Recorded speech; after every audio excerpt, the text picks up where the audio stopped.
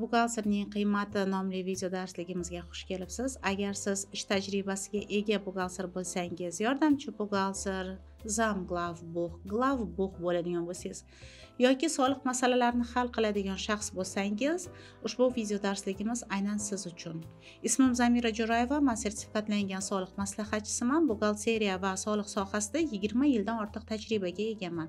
Katta to'rtlikka kiruvchi kompaniyalarni ikkitasida ish tajribasiga egaman. Xalqaro buxgalteriyani yurg'izish bo'yicha ham juda ham katta tajribaga egaman. Bugungi kunda Inplus buxgalterlar malaka oshirish loyihasi asoschisiman va outsourcingda 100 dan ortiq kompaniyalarni buxgalteriyasiga uzoqdan masofadan turib xizmat ko'rsatishni yo'lga qo'yganmiz. Undan tashqari yuzlab tadbirkorlarga soliqlarni rejalashtirish va tejab qolish bo'yicha soliq maslahati xizmatimiz ham faoliyat yuritadi. Ushbu video darsligimiz natijasida nima olasiz? Ushbu video darsligimiz natijasida siz topayotgan pul qilayotgan ishga proporsionalmi, daromadni oshirish imkoniyati bormi yoki aslida keragidan ko'proq pul olayapsizmi? Mana shu masalani siz bilan birgalikda tahlil qilib ko'rib chiqamiz. Bugungi video darsligimiz dasturini bilan tanishtirib o'taman. Tanishuv, buxgalterlarning asosiy vazifalari haqida gaplashamiz. Nima narsa uchun o'zi pul olish kerak? Biznes buxgalterdan nimani kutadi? Ularni nuqtai nazari qanaqa? Buxgalter ishchi yoki tadbirkor sifatida qanday fikrlashi lozim? Pul aslida qayerda? U pulni biza olsak bo'ladimi? Buxgalterlar va glavbux dasturi haqida gaplashamiz. Bugungi video darsligimizdan maqsad qiymatni baholash. Buxgalter o'z qiymatini to'g'ri baholashi, bilishi kerak. Qiladigan ishiga proporsional yoki yetkaziladigan zarariga proporsional bo'lishi mumkin. Biznes mentalitetini tushunishimiz kerak. Biznesga yetkaziladigan zarar bizani sababimizdan yoki foyda, har bittasi o'z oqibatiga ega bo'ladi. Buxgalter faqatgina hisob-kitob emas, balkim strategik sherik bo'lib ishlashi mumkin biznesga. O'rta buxgalterlar, men sizlar bilan hozir buxgalter sifatida suhbat qilyapman. Hozirgi kunda asosiy vazifalaringizga nima kiradi? Sanab o'ting. Qog'oz, ruchka olganingiz ma'qul. Bu dars davomida juda ham ko'p yozamiz. Siz yozguningizcha, mana siz ertalab soat 9 da keldingiz. Nima ish qilasiz soat 9 dan boshlab? Masalan, kompyuterimni yoqaman, kofe damlab ichaman, undan keyin nima qilaman? Har bittasini yozing. Siz uni yozguningizcha sizga men savollar tayyorlab qo'ydim. Отдел kadr vazifasini bajarasizmi? Bajarsangiz uni ham yozing. Kadrlar hujjatini o'zingiz tayyorlaysizmi? Uni ham yozing bor bo'lsa. Huquqiy ishlarga aralashasizmi? Bu nima degani? Shartnomalarni o'zingiz tayyorlaysiz, ustavlarni tayyorlaysiz, ta'sischilar qarorlari yoki bayonnomalarni tayyorlaysiz. Bu ishlar sizning zimmangizdami? Zavsklad vazifasini ham bajarib ketaverasizmi? Materiali keldisi, ketdisi, nakladnoylari, TTN bo'yicha mutaxassismisiz? Putevoy listlarni o'zingiz to'ldirib chiqasizmi? Bu sizni vazifangizga kiradimi? Kirsa, har bittasiga bitta galochka qo'yib chiqing. Deklarantda ham ishni bajaradigan buxgalterlar bormi oramizda? Hamma ma'lumotlarni, shartnoma ma'lumotlarini YSO sistemasiga aynan o'zi kirgizadigan buxgalterlarcha. Tashqi savdo kontraktlari bilan aynan o'zingiz ishlaysizmi? Undan tashqari qaysi mol anchadan biri skladda yotibdi, uni bo'shatish kerak, u pul egallab yotibdi, foydani oshirishi qanaqa qilib oshirsa bo'ladi, xarajatlarni qanaqa qilib optimallashtirish mumkin?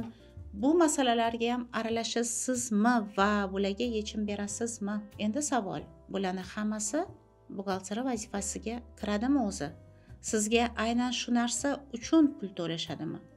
Siz qilishingiz kerakmi shu ishni? Mani nuqtai nazarim qanaqa? Buxgalter asosiy vazifasi kelgan hujjatlar asosida ma'lumotlarni registrga, masalan, 1Sga yig'ib, o'sha 1Sdan moliyaviy hisobotlarni tayyorlash kerak. Soliq hisob-kitoblarini chiqarib, soliq hisobotlarini tayyorlash kerak va doimiy ravishda 1Sni to'g'rilab, hujjatlarni joy-joyiga tikib borish kerak.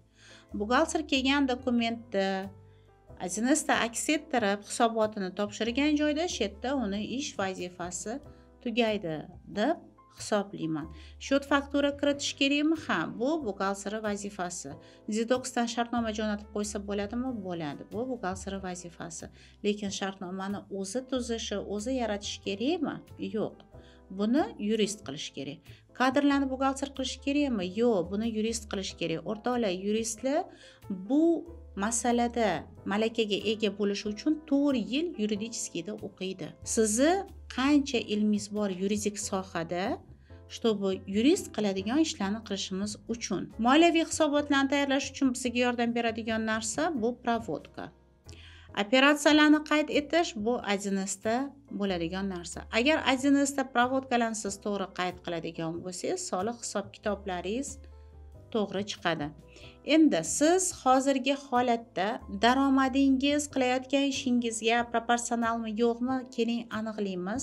Shuni aniqlash uchun bir nechta savollar berib boraman. Birinchi savol, siz qaysi levaldaligingizni aniqlab olishimiz kerak. Siz qaysi etapdasiz?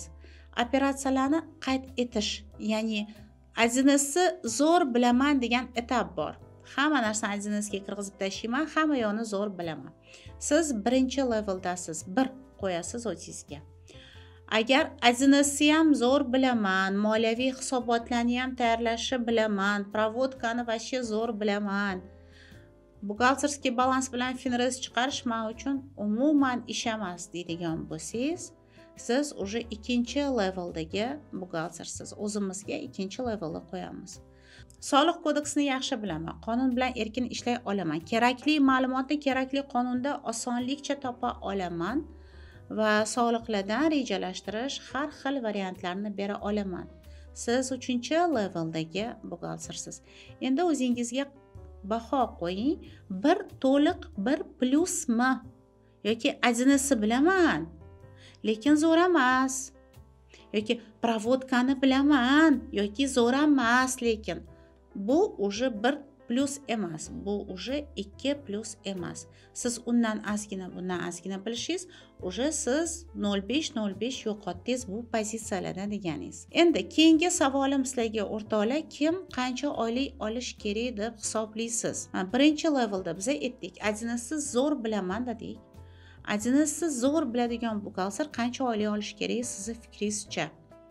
O'zingizga hozir daftarga qayd qiling, qancha oylik olish kerak 1Sni zo'r biladigan buxgalter. Masalan, siz главный buxgaltersiz, sizga rahbar taklif qilyaptiki, 1Sni zo'r biladigan buxgalter olamiz, necha pul oylik bersak bo'ladi deb so'radi. Necha pul oylik aytasiz? Ikkinchi savol, 1Sni ham zo'r biladi, provodkani ham zo'r biladi, lekin qonunchilik bilan ishlay olmaydi, soliq masalasini bilmaydi. Rahbar sizga aytayapti, "Men senga 1Sni zo'r biladigan, provodkani zo'r biladigan xodim olib beraman yordamchi yoningga, necha pul oylik unga bersak bo'ladi" deb aytayapti. Sizni fikringiz shu ikkinchi leveldagi buxgalterga necha pul oylik berasa bo'ladi? Va endi pastdan yozib ketding. Shu bir to'liq bo'lmagan buxgalterga necha pul oylik bersa bo'ladi? 1Sni chala, lekin provodka ham chala, lekin buxgalter u.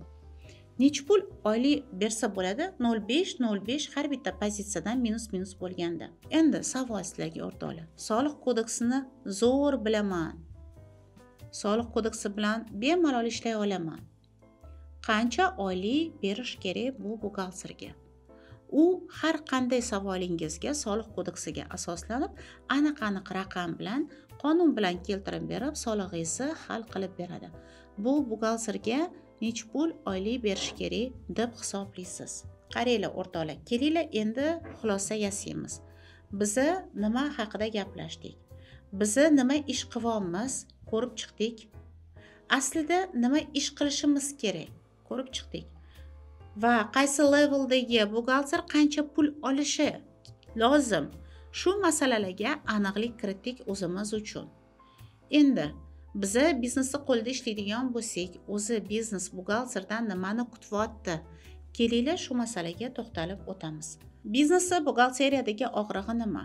Biznesda buxgalteriyadagi og'rig'i bu soliqlarni yuki. Har bitta korxona soliq to'laydi.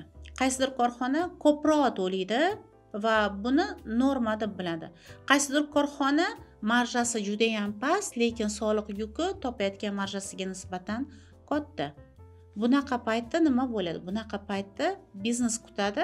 Buxgalter shunaqa uchut yurg'izsinki, natijada soliq yukim kamaysin. Ishonasizlarmi o'rtoqlar? Aksariyat holatda buxgalterlar haqiqatdan buxgalteriyani to'g'ri yurg'izsa, soliq yuki kamayadi. Yaqinda bitta keys bo'ldi o'zimizda. Tadbirkor keldi, 600 million to'langan, 1 milliard 200 million to'langan solig'i 2 baravar kamaytirish imkoniyati borligini eshitib, shuni qilib beringlar dedi. 600 millionga kamayadigan bo'ldi soliq bazasi. Tekshirdik, отчетlarni to'g'irladik, перерасчет berganimizda aslida 600 million emas, 800 millionga kamaydi. Nega? Chunki buxgalter 200 million xarajatni hisobga qo'yib bermagan. 200 million soliq chiqadigan darajadagi xarajatni hisobotga qo'yib bermagan, ko'rsatmagan, hisobotni noto'g'ri tuzganligi sababli tadbirkor to'lashi kerak bo'lganidan-da ko'proq soliq to'lab yurgan bo'lgan. Boshqa yana bitta keysimizda buxgalter umuman xarajatlarni qo'ymagan. Umuman faqat daromadlarni qo'ygan, shunda foyda solig'ini 15% stavkasini qo'ygan va daromaddan 15% to'lab yurgan. Bu juda katta ошибка va buni natijasida haqiqatdan soliq yuki katta bo'lib ketadi. Ekonom qilingan mablag'larni biznes nima qiladi? O'zini rivojlanishiga ishlatadi. Xo'p, o'rtoqlar, biznes bizdan nima kutar ekan? Biznes bizdan kutar ekan, solig'imiz sal bo'lsa ham yengillashtirib beradi, pulni shodga qaytarib beradi va hokazo shunga o'xshagan kutuvi bor ekan. Biza nima ish qilyapmiz? Biza shartnoma qilyapmiz, biza отдел kadr qilyapmiz, biza ESV qilyapmiz, biza buyruq bayonnomalarni qilyapmiz, ustavi qilyapmiz. Buxgalteriyaga oid bo'lmasa hamma ishni baravar qilyapmiz. O'sha orada ulguryapmiz, buxgalteriyani qilishga ulgurishimiz kerak, ishlayapmiz. Kechqurun 9 gacha, 10 gacha, 12 gacha ishlaydiganlar bormi oringlarda? Kamdan kam bo'lsa kerak, rovno soat 6 da kompyuterni o'chirib, chiqib ketadigan ishxonadan buxgalterlar. Biza qilishimiz kerak hisob kitobni, biza qilishimiz kerak отчетni to'g'ri topshirish. Mana shu aslida bizani qiladigan ishimiz. Rahbar kutar ekan bizdan soliqlarni yengillashtirish, расчетный счетga keladigan, qaytarib olib kelinadigan soliqlarni kutar ekan. Endi mana shu yerda sal bizani ishimiz boshqacha, rahbari bizdan kutuvi boshqacha. Demak, agar biz o'zimizni qilsak, enli summani olamiz. Mana buxgalter olish kerak bo'lgan, 3 ta pozitsiyada zo'r bo'lgan, buxgalter olish kerak bo'lgan pulni olamiz 3 ta pozitsiyada, 3 ta levelda turganimizda. Lekin undan tashqari rahbari og'rig'iga yechim beradigan bo'lsak, unda qanaqa biz daromad qilsak bo'ladi? Masalan, siz yarim kechasi tishingiz og'rib qoldi. Yarim kechasi. Shaharda boshqa burchagida bitta dona stomatologiya bor. Bitta dona stomatologiya bor. O'sha stomatologiyaga borgan bo'larmidingiz? Yarim kechasi shahar narigi burchagida bo'lsa ham. Borgan bo'lardingiz katta ehtimol bilan. Nega? Chunki tishingiz lo'qillab og'riyapti, uxlamayapsiz. Borish kerak hozir. Xo'p, bordingiz yetib. Kunduzi stomatologiyaga borsangiz 3 baravar arzonroqqa tishingizni davolatasiz. Hozir kechasi borganingiz uchun siz 3 baravar ko'proq to'lashga tayyormisiz? Katta ehtimol bilan tayyorsiz. Ayniqsa o'zingiz-ku chidashingiz mumkin, obezbolyuющий ichib olaman degan bo'lsangiz agar hozir. Chaqalog'ingiz, yosh bolangiz, 3 yosh, 4 yosh, 5 yosh bolangiz to'lirmidingiz yarim kechasi pulini 3 baravar ko'proq va narigi shahar burchagidagi stomatologiyaga borarmidingiz? Bolam uchun boraman deyapsiz. Xuddi shu narsa biznesda ham o'rtoqlar. Og'rib turgan tishiga yechim beradigan bo'lsangiz, davolab beradigan bo'lsangiz, biznes ham sizga 3 baravar narxda pul to'lashga tayyor. 3 baravar narx demaylik, kelinglar, biz aytaylik premiya to'lashga tayyor. Biznes sizdan foyda ko'ryapti, tejalgan ekonom qilingan soliqlar va siz ham foyda ko'ryapsiz, tejalgan ekonom qilingan soliqlardan. Siz agar to'g'ri maslahat bera olsangiz, soliq rejalashtirish, optimallashtirish yo'llarini bera oladigan bo'lsangiz, jarima va xavfga olib kelmasa siz bergan maslahatlar, demak siz biznesda strategik sherigisiz. Strategik buxgalterlar foydasi biznesga nima bo'ladi? Bu knopka bosish emas. O'rtoqlar, sizlarning fikri xayolinglar knopka bosishda. Nechta Telegram kanalga kirgan bo'lsam, hammasida bo'layotgan holat qaysi knopkani bosing, dokument xatini qanaqa qilib o'zgartiring, mana bu yerda nima xato qilyapman deganga o'xshagan skrinshotlar yotadi. O'rtoqlar, knopka bosish bu shunchaki bir oylik kursga borib o'rganiladigan momentlar. Masalan, bizda ham Adines kursi bor, u eng arzon kurs 1.200.000 atigi. Knopka bosishni bilmasangiz, keling o'qing, o'rganing, lekin bu sizga pul bermaydi. Hozir topgan pulingizdan ko'ra ko'proq pul bermaydi.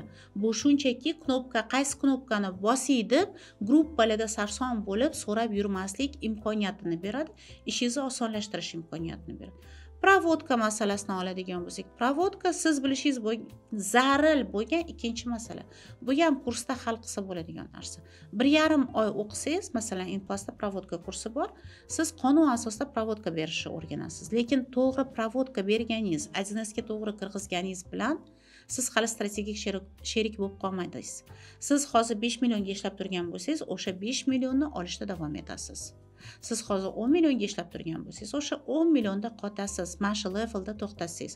Prosta shu 5 million, 10 millionlik ish joyidan quruq qolmaslik uchun rostakam Adinesni biladigan, rostakam provodkani biladigan boshqa mutaxassis bilan sizni almashtirib yuborishmasligi uchungina siz provodka bilan Adinesni zo'r bilishingiz kerak. Sizga pul keltiradigan narsa o'rtoqlar, bu og'riqqa yechim berish.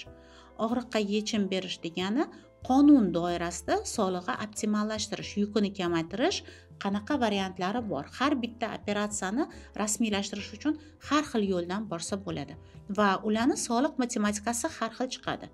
Agar siz biznesga har xil o'sha variantlarni ko'rsata olsangiz, imkon bersangiz tanlashga, biznes o'zi tanlaydigan bo'lsa, siz endi almashtirib bo'ladigan xodim emassiz. Sizni osonlikcha almashtirib bo'lmaydi, chunki siz maslahat beradigan strategik shaxssiz bu kompaniya uchun. Endi siz ish joyingizdan qo'rqmaysiz va har bitta ekonom qilingan summaga premiya so'rashga bemalol haqlisiz. Endi savol, o'rtoqlar. Majlis bo'lyapti, biznes majlis, ikkita sherik gaplashyapti, bu biznesni qilamiz, bunaqa qilamiz. Soliq yukini hisoblash kerak. Bu majlis sizsiz o'tmaydi, chunki har bitta biznes protsessi bilishingiz kerak soliq yukini hisoblab chiqarish uchun. Siz taklif qilinasiz mana shu protsesga va siz variantini berasiz joyda buni qilsang bu bo'ladi, buni qilsang bu bo'ladi. Va biznes hamkorlar bu variantni tashladiki, kedida unda bunaqasi qilib ko'ramiz, unda bunaqa qilib ko'ramiz, bu proyekt emas, bu proyektni qilamiz dedi. Majlis sizsiz o'tmaydi. Soliqlarning hisob-kitobi, rejalar moliyaviy, bular sizsiz bo'lmaydi. Siz strategik buxgalterga aylandingiz. Strategik buxgalter bu boyagi 3 ta leveldan keyingi buxgalter. Siz oyligingiz qancha bo'lishi kerak? Nima deb o'ylaysiz? Mana boya birinchi levelga qo'ygan oyligingiz bor edi, bir minusga qo'ygan oyligingiz bor edi, ikkinchi levelga qo'ygan oyligingiz bor, 2 minus, ozgina provodka bilaman, ozgina bilmayman. Ozgina balans bilaman, ozgina bilmayman. Bunga qanchadir oylik qo'ydingiz, soliq kodeksi bilan ishlaydigan shaxsga qanchadir oylik qo'ydingiz, strategik buxgalterga qancha maosh qo'yasiz. O'rtoqlar, yana bitta masalaga to'xtalib o'tmoqchiman shu o'rinda. Hozir strategik buxgalterga katta oylik yozib olgan bo'lishingiz mumkin. Endi tangani ikkinchi tomoniga qaraylik. Buxgalteri xatosi biznesga qanchaga tushadi? Adinesga to'g'ri kiritmagan buxgalter bo'lishi mumkin. Provodkani to'g'ri qilmagan buxgalter bo'lishi mumkin yoki hisobotda to'g'ri aks ettirmagan buxgalter bo'lishi mumkin. Demak, soliq bazasini yashirish tarzidagi soliq huquqbuzarligini qiladigan bo'lsa, bu yerda yashirilgan soliq bazasidan 20% kompaniya jarima to'lashga majbur bo'ladi va to'lanmagan soliq summalarini ham oxir-oqibat to'lab berishiga to'g'ri keladi. Undan tashqari, ma'muriy javobgarlik to'g'risidagi kodeks va jinoyat kodeksiga ko'ra ham javobgarlik choralari belgilangan mansabdor shaxslarga. Mansabdor shaxslar kim? Bu kompaniyani direktori, rahbari va ikkinchi prava podpisi bo'lgan buxgalteri, ya'ni главный buxgalter. Imzo qo'ymadim, men hech qayerda оформление qilinmaganman, o'shaning uchun xohlaganimcha uchot yuraman. Yo'q. Unaqa uchot yurg'iza olmaysiz o'rtoqlar. Jinoiy javobgarlik ochiladigan bo'lsa, farqi yo'q, siz ofitsialniy rasmiylashtirganmisiz, yo'qmisiz, ofitsialniy imzo qo'yasizmi, yo'qmi, javobgarlikka bir xilda tortilasiz, xuddiki rostmana rasmiylashtirilgandek. Bu yerda men sizlarga o'qib berib o'tirmadim, jinoiy javobgarlik bor. Agar soliqdan bo'yin tovlash bo'ladigan bo'lsa 5 yilgacha qamoq jazosi bor. Endi o'rtoqlar, strategik buxgalter qancha oylik olish kerak? Mana shuncha riskni olib bo'yninglarga ishlayotgansizlar. Har bitta qiladigan xatoinglar xatoni summasidan 20% ga tushishi mumkin yoki hattoki jinoiy javobgarlik ochilishiga ham olib kelishi mumkin ekan. Mana shu masaladan keyin siz ishingizga qancha pul olishingiz kerak? Ba'zi bir ma'lumotlar yetib keladi, menga 500 ming so'm yoki kecha mana telefon qildi, yangi firma ochibsiz, sizga outsourcing xizmatini taklif qilamiz. Necha pul xizmatinglar desam 1 million so'm deydi. 1 million so'mga ishlashga tayyormisiz? Mana shuncha risk qilib topadigan daromadingiz 1 million so'm bo'lishiga rozimisiz? Endi shu nuqtada orqaga qaytgingiz kelib qoldimi? Buxgalteriyani tashab, o'zi shundoq ham hozir hamma yog'im tekshiruv bo'lib yotibdi, avtokameral bo'lib yotibdi, soliq tekshiruvi tushyapti, menga kerakmi shuncha narsa deb kasbdan ketgingiz kelib qolgan bo'lsa, yo'q o'rtoqlar. Kasbdan ketishni maslahat bermayman. Shunchaki o'zingizning ustingizda ishlang. Shunchaki fikrlashingizni o'zgartiring. Knopka bosadigan buxgalter bo'lmang. Siz pozitsiyangiz ishchi pozitsiyasida emas, tadbirkor pozitsiyasiga o'tib oling. Tadbirkor pozitsiyasi nima degani? Tadbirkor pozitsiyasi ish beruvchiga bu meni klientim deb qarash. Klient nima qiladi biznes uchun? Klient biznes uchun o'zini pulini tashab ketadi. Xuddi shunaqa sizga ish beruvchi siz qilgan vazifangiz, ishingiz uchun o'zini pulidan sizga oylik beradi. Pul tashab ketadi sizga. Demak, u sizning klientingiz. Sizning ikki xil klientingiz bo'lishi mumkin. Bu tadbirkor va soliq organi xodimlari bo'lishi mumkin. Soliq organi xodimlari bilan yaxshi gaplasha olasiz. To'g'ri gaplasha olasiz agar qonunni yaxshi biladigan bo'lsangiz va bu tomonda sizda muammo bo'lmaydi. Endi tadbirkor bilan yaxshi gaplasha olasiz agar fikrlashingizni to'g'rilasangiz, tadbirkor kutayotgan og'rig'iga yechim bera olsangiz va o'zingizni nuqtai nazaringizni o'zgartirsangiz. Men tadbirkorman, bu meni klientim. Xo'p, men qanaqa qilib olib turgan pulimni ko'proq qilishim mumkin? Bu faqatgina sizni yondashuvingizga bog'liq. Pulingizni ko'paytirisham, kamaytirisham. Masalan, ishchiman va tadbirkorman. Ishchi va tadbirkor o'rtasidagi farq nima bo'ladi? Buxgalter kasbi ichida tadbirkor bo'la oldim. O'rtoqlar, men ham buxgalterdan kasbdan chiqqanman, men ham birovni qo'lida ishlaganman. Uzoq vaqtgacha va tadbirkor bo'lishni o'ylamaganman ham. Menga ishlagan joylarim yoqqan, qilayotgan ishim yoqqan, topayotgan daromadim, obro'yim, reputatsiyam, statusim hamma menga yoqqan.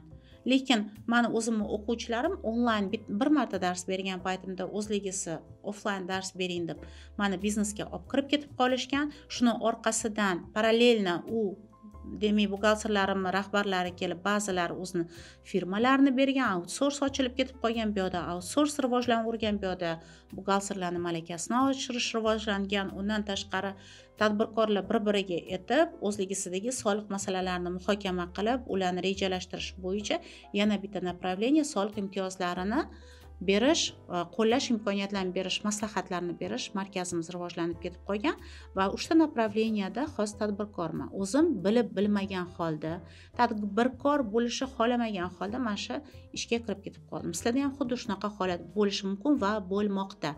Men o'qitgan buxgalterlar 21-yilda o'qishni boshlagan bo'lsak, hozir 90% dan ko'pi o'zini outsource kompaniyalarini ochishgan. O'zini o'quv markazlarini ochishgan va ular buxgalterlarni tayyorlashadi va ular topayotgan daromad hozir xayolingizga kelgan summadan ancha ko'proq. Hozir o'zingiz topayotgan daromad bilan solishtiradigan bo'lsa, bu 100x dan oshiq summa deb men bemalol ayta olaman. Bu agar siz tadbirkorlikka o'tadigan bo'lsangiz, sizning maksimumingiz bo'lmaydi. Siz kasbi ichida o'tirib, firma ochmasdan turib tadbirkor bo'lishingiz mumkin. Qanaqa qilib tadbirkor bo'lish mumkin o'rtoqlar? Men sizlarga tushuntirib beraman. Bitta bolamiz обратный связь olganimizda, Glabox kursida nima o'qiding deb связь olganimizda aytdiki, men dedi imtiyoz qo'llashni o'rganib oldim mana shu kursga kelib dedi. Bordimda o'zim rahbarimga firmasiga imtiyoz qo'lladim, premiyasini oldim dedi. Bir mahal dedi boyagi rahbarim yana boshqa tanishlarni olib kelyapti, ularda ham imtiyoz qo'llayapman, hamma yog'ini to'g'rilayapman. U yoqdan menga daromad kelishni boshladi. Men bitta 5 kun men ishlayman $1200 oylik olish uchun dedi. lekin 2 soat ishlayman, $4000 daromad topaman. Nega deydi? Men mana shu 5 kun o'tiribman, chunki o'sha 2 soatda oladigan 4000 nimni ko'tarib keladigan tadbirkorlar meni rahbarimni o'rtoqlari deydi. Ya'ni rahbar bu klient jalb qilib beradigan shaxs bo'lyapti. Klient chaqiryapti bu bolaga va tushunyapti, u 1200 ga rozi bo'lib o'tirib beradigan bo'lsa, unga sarafonniy radio, ya'ni og'zaki tavsiya orqali ko'plab tadbirkorlar murojaat qiladi va unga o'zini oladigan oyligidan ko'ra oladigan premiyasi ko'proq bo'ladi, topadigan puli ko'proq bo'ladi. Mana shunaqa takliflar kelishib boshladi va biz bu reklamani qo'yib yuborganimizda odzivini bu bolamizani tadbirkorga imtiyozni qaytarib berdim. Tadbirkorim o'zini tanishlarini olib kelyapti deganda 15 tacha tadbirkor chiqdi bizga. Mana shu bolaning nomeri kerak, menda ham imtiyoz qo'llashim kerak, menda ham soliq masalalarim bor, maslahat bera oladigan shaxs kerak edi. Demak, sizni tanishadigan bo'lsa, siz o'zingizni ishingiz ustasi bo'ladigan bo'lsangiz, og'riqqa yechim beradigan bo'lsangiz, sizni maksimumingiz yo'q ekan.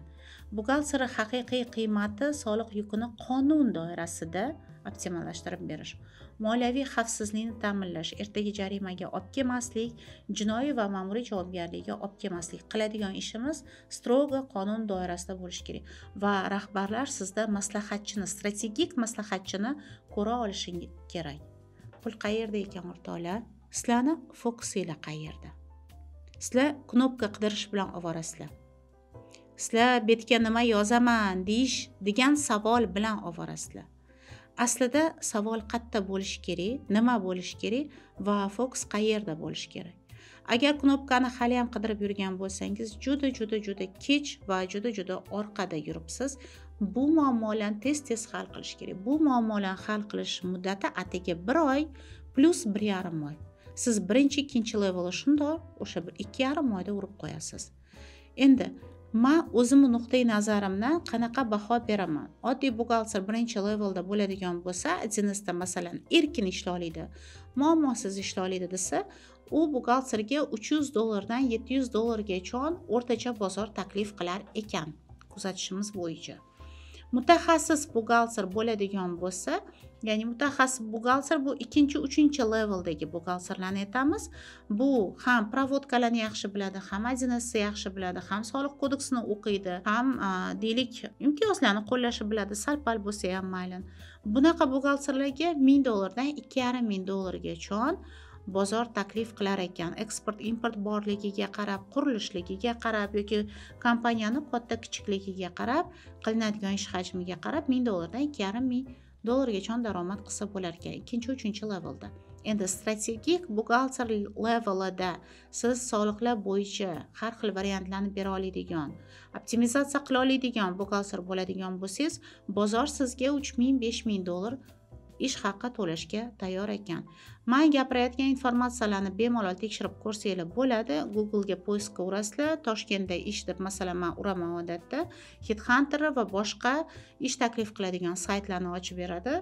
O'sha yerda qarab chiqadigan bo'lsangiz, mana shu sifralar sizda chiqib keladi. Demak, daromadni oshirish xaritasini chizamiz o'rtoqlar. Daromadni oshirish uchun nima qilamiz? Biz faqatgina hisobot yuritishda to'xtab qolmasligimiz kerak. Azines bilan provodka sama po себе bilish shart bo'lgan momentlar, bularni bilmaydigan bo'lsak, srochno bu joyimizni yamamiz, yopamiz, tekislaymiz bu joylarimizni.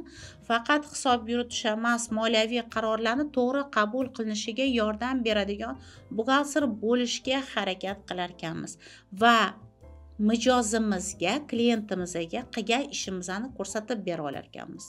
Bu nima degani o'rtoqlar? Bir xillada imtiyozni qo'llaysizlar, rahbar bilmaydi ham imtiyozni qo'llaganingizni, soliq yukini kamayganini, siz soliq vaziratga berasiz, расчетный счетiga o'sha soliq qaytib kelganini, buni orqasida qancha mehnat turganini, qancha asab turganini bilmaydi. Siz har bitta qilayotgan ishingizni согласовать qilib, ko'rsatib, buni mehnatini, qiymatini, har gal olib kelgan foydangizni summada hisoblab beradigan bo'lsangiz, demak siz mehnatingizni qiymatini ko'rsata olasiz va shundagina siz bozorda talabgor mutaxassisga aylanasiz. Rivojlanmaslik sababi nimada o'rtoqlar? Oxirgi marta qachon o'zingizni malakangizni ustida ishladingiz? Hozir mana o'zingizga o'sha levelingizni aniqlab oldingiz. 1, 1 minus, 2, 2 minus, 3 yoki strategik buxgalter leveli. Siz qaysi levelda turibsiz? Undan tepa levellar ham bor. O'zim men ularni aytib o'tirmadim. Siz auditorlikka harakat qilishingiz mumkin, siz soliq maslahatchisiga harakat qilishingiz mumkin, siz moliyaviy menejerga harakat qilishingiz mumkin. Ya'ni patolog qo'yib olib bo'lmaydi o'rtoqlar. Bitta qurilishi glavniy buxgalteri bo'ldim, men zo'r buxgalterman degan narsaga borib qolib bo'lmaydi. Biza doktorlarga o'xshab, vrachlarga o'xshab doimiy ravishda o'zimizni ustimizda ishlashimiz kerak bo'lgan xalqmiz. Nega? Chunki doimiy ravishda qonun yangilanadi. Mana fevral oxirida qonun chiqqan bo'lsa, mart oxirigacha yana nechta qonun hujjatlari chiqdi. O'sha shu paytgacha chiqqan qonunlarni ma'nosini, mazmunini o'zgartiradigan. Bulardan doimiy ravishda xabardor bo'lib borishimiz kerak. Rivojlanmaslikning sababi nimada bo'lishi mumkin? Biza Telegram gruppalarimiz bor. Boshqa buxgalterlar o'tiradi, aytdan so'raymiz. Telegramdan aytvaringlar, mana bu savol javobi qanaqa bo'ladi? Mana bu yerda qaysi knopka bosiladi? Uni gapi to'g'rimi, noto'g'rimi muhim emas. Glavniy suv bizga javob bersa bo'ldi. O'shani qilib qo'ya qolamiz, tekshira olmaymiz. Chunki tekshirishga ilmimiz yetmaydi. Yana ikkinchi toifa, masalan, menga bitta qizimiz o'qishga kelganda, unga oila a'zolari e'tiroz bildirishgan. Hozir ishlab turgan joying bor bo'lsa, olib turgan oyliging bor bo'lsa, nima qilasan hozir o'qib? Ishdan hech kim seni haydamayapti-yu. Nimaga kerak o'qib? O'sha qizimiz 5 million oylikka ishlardilar va orzulari bor bo'lgan ekan, kichkina o'g'illarini xususiy maktabga berish orzulari bo'lgan ekan. Lekin oylik darajasidan kelib chiqib, o'sha o'g'limni o'qita olmasdim xususiydan. Glabux kursini bitirguncha o'sha qizimizni ish haqini 11 million 800 ming qilib berishibdi. Ish joyini almashtirmadi, o'sha yerda qoldi. Lekin glavniy buxgalteri 10 qo'li ajralmas 10 qo'li bo'ldi. Soliq masalalarida maslahat bera oladigan va menga maqtanib, обратный связь yozib yubordilar Telegram nalichkada. Zamira opa, men orzuyim ushaldi. Meni o'g'lim xususiy maktabga boryapti. Rivojlansangiz nima bo'ladi-yu, o'zingiz ustingizda ishlamasangiz, o'zi shundoq ham ish joyingiz bor, kelib turgan pul bor, o'qib nima qilasiz? O'qimoqchi bo'lsangiz, Inplusda Glabux kursini tavsiya qilaman. Nega? Chunki boshqa biron joyda qonunni bizchalik amaliyot bilan bog'lab o'tadigan joy yo'qligini o'quvchilarimizni o'zligisi aniq tiniq e'tirof etilishadi. Buni hali sizlarga videolarni ham qo'yib beramiz. Juda ham ko'p shunaqa narsalar eshitdim. Boshqa joyda qonunni sizlarnikidek o'qitmaydi.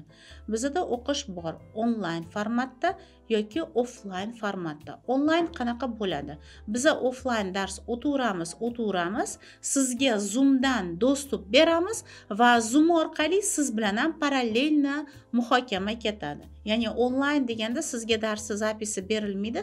Siz jonli efirda, jonli darsda shunchaki fiziki boshqa joydan turib qatnashasiz. Xolos. Glabux kursi kimlar uchun? Bu faqatgina ishlayotgan buxgalterlar uchun. 0 dan bo'ladigan bo'lsa, bu siz uchun emas, chunki siz qiynalasiz. Ma'lum bir muddat ishlab, tajriba yig'ganingizda sizda savollar paydo bo'ladi. Siz o'zingiz nimadan qiynalayapsiz, qaysi savolga javob topa olmayapsiz, o'zingizdagi kamchiliklarni ko'ra olishni boshlaysiz. Shablon bo'yicha ishlayotgan bo'lsangiz ham bu kurs siz uchun. Nega? Sizda hozir qiyinchilik yo'q, sababi siz keldingiz, ustozingiz sizga o'rgatdi, mana bu dokumentni kopiya qilasan, bu joyini o'zgartirasan, bo'ldi. Sani ishing mana shu bo'ladi. Выпискani kirgizasan, buni bu shotga, buni bu shotga, bo'ldi. Sani ishing shu. Отчетni mana bu joyiga bu sifrani qo'yasan, bo'ldi, sani ishing shu. Shablon berilgan sizga, bo'ldi. Siz shablondan tashqariga chiqa olmaysiz. Lekin agar shu turgan joyingizda agar deylik firma yopilibmi, boshqa sababdanmi, siz ishsiz qoladigan bo'lsangiz va boshqa joyga boradigan bo'lsangiz, siz ishlab ketishingiz uchun sizga yana shablon kerak. Sizga yana ustoz o'tirib, buni kopiya vstavka qilasan, o'shanda ishlab keta olasiz. Demak, shablon asosida ishlaydigan buxgalterlar malakalarini oshiringlar. Любой sohada ishlashni o'rganmoqchi bo'lsanglar, aynan bizani kurs dasturi sizlarga to'g'ri keladi.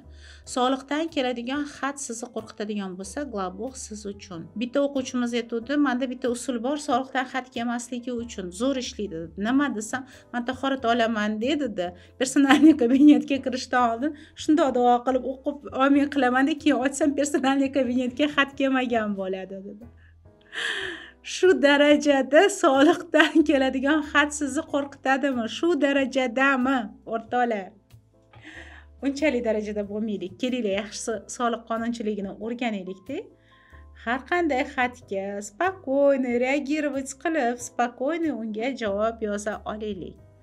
So'nggi kuzatishlarni bilib bormoqchi bo'lsangiz, Glabuxda qayta va qayta o'qishingiz mumkin. Chunki Glabux dasturi har safar qonun o'zgarganda, har safar kerak bo'lsa har oyda o'zgarib boradi. Chunki kecha chiqqan qonunni men bugun o'sha dasturga kirgizib boraman va o'quvchilarim eng birinchilardan bo'lib qonundan boxabar bo'lishadi. Ishonch yetmayotgan buxgalterlar, o'zimga ishonmayman, qilayotgan ishimga ishonmayman, men imtiyoz qo'llamayman chunki proverka keladi deb eshitganman, men soliq organiga yo'q demayman, перерасчет bergin desa, 300 million ndsa shunday zachotdan olaman-da, shunday перерасчет berib boraman degan buxgalterlarimiz bor. Agar sizga ishonch yetishmayotgan bo'lsa, siz ilmingizni oshirishingiz kerak. Sizga ishonch beradigan yagona narsa bu faqatgina bilim. Bilimni olsangizgina sizda ishonch ko'payadi. Ishonch yetishmayotgan bo'lsa, Glabuxda siz bemalol bilim olishingiz mumkin bo'ladi. Agar siz yordamchi bo'lib, endi mustaqil Glabux darajasiga chiqmoqchi bo'lsangiz, mustaqil ishlaringizni qilib keta olishni xohlaydigan bo'lsangiz, bu kurs siz uchun. Agar siz glavniy buxgalter bo'lib turgan bo'lsangiz, lekin hali ham 20-yilgacha qabul qilingan eski kodeks bilan ishlab yurgan bo'lsangiz, sizni ham malaka oshirish vaqtingiz keldi. Chunki 20-yildan keyin yangi soliq kodeksi qabul qilindi va u soliq kodeksiga уже necha martalab o'zgarishlar kiritishga ulgurildi. Demak, yangilangan hamma qonunchilikni o'qib o'rganadigan vaqt keldi. Daromadingizni, reputatsiyangizni oshirmoqchi bo'lsangiz, Glabux kursi siz uchun. Negaki, buxgalterlar qanaqa qilib pul topadi, qanaqa qilib daromadini oshirish mumkin, premiya qanaqa so'raladi, rahbar bilan qanaqa gaplashiladi, soliq organi bilan qanaqa gaplashiladi, xat qanaqa yoziladi, qonun qanaqa o'qiladi. Glabux kursida mana shu masalalarni ko'rib chiqamiz. Glabux kursiga kelganda odatda qanaqa holatda keladi buxgalterlar? Hisobot topshirishda qiyinchilik bo'ladi ularda. Aynan hisobot topshirishni o'rganish uchun keladiganlar bor. Soliq tizimini tushunmaslik holatlari bo'ladi, keladigan xatlar talabnomalardan qo'rquv bo'ladi, u xatlarga qanaqa qilib to'g'ri javob berishni bilmaydigan holatda keladi buxgalterlar. Savollarga qayerdan javob izlashni, kodeksni qanday ishlatishni bilmaydi va Telegramdan ma'lumot qidirib yurgan buxgalterlar bor. Qonunni o'qiydi-yu, lekin oxiriga yetguncha boshda nima o'qigani esidan chiqib qoladi, chunki soliq kodeksi tushunarsiz tilda yozilgan. Mana shunaqa buxgalterlarimiz keladi. Imtiyozni qo'llash tartibini bilmaydi. Mana shunaqa buxgalterlarimiz bor. Demak, agar siz shu nuqtada turgan bo'lsangiz, shularning ichida birontasida o'zingizni ko'rgan bo'lsangiz, siz Glabuxda o'qishni boshlashingiz kerak. Sizni B nuqtangiz nima bo'ladi? B nuqtada biz boshlaymiz qonunchilikdan. Shuning uchun soliq kodeksini o'qiy olish va tushuna olish ko'nikmasi paydo bo'ladi. Birinchi darsi o'zida rezultat ko'rmasangiz, birinchi darsi o'zida sizni pulingiz qaytariladi. Birinchi darsi o'zidayoq biz qonunni o'qishni o'rgatamiz. Soliq organlari va rahbarlar bilan muloqot qilish ko'nikmasi o'rgatiladi. Shuning uchun sizlarda kursni bitirgan paytingizda uverенность bilan kim bilan qanaqa gaplashishni juda yaxshi farqlay oladigan bo'lasizlar.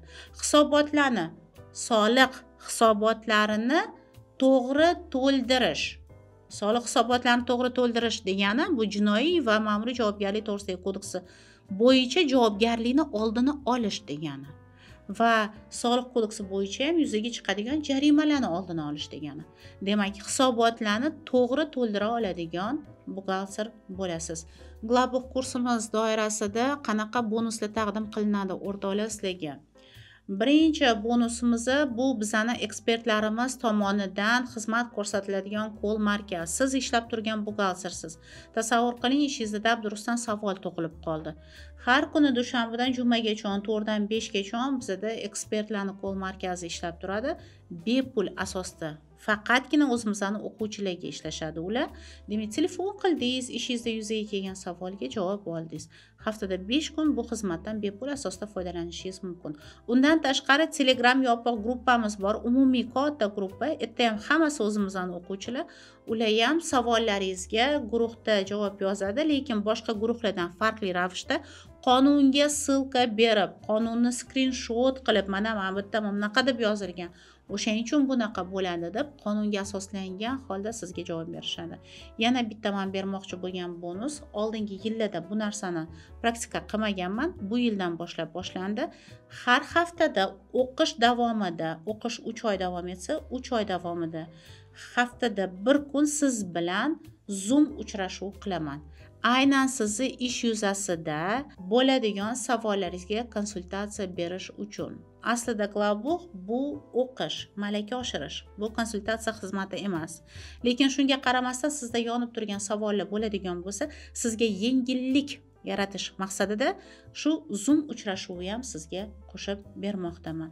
Va undan tashqari InPlus ekspertlar safiga qo'shilish imkoniyatini beraman. Agar kursni zo'r natijalar bilan bitiradigan bo'lsangiz, sizga undan tashqari yana yoqimli bonuslarimiz bor. Ushbu video ostida havola beriladi o'rtoqlaridagi yaqin orada ochiladigan kurslarimiz va ular to'g'risidagi batafsil ma'lumot bo'ladi. O'sha ma'lumotlarni olish uchun havola orqali ro'yxatdan o'tsangiz bo'ladi. Yaxshiliklar bilan ko'rish nasib qilsa, hammangizga paka-paka.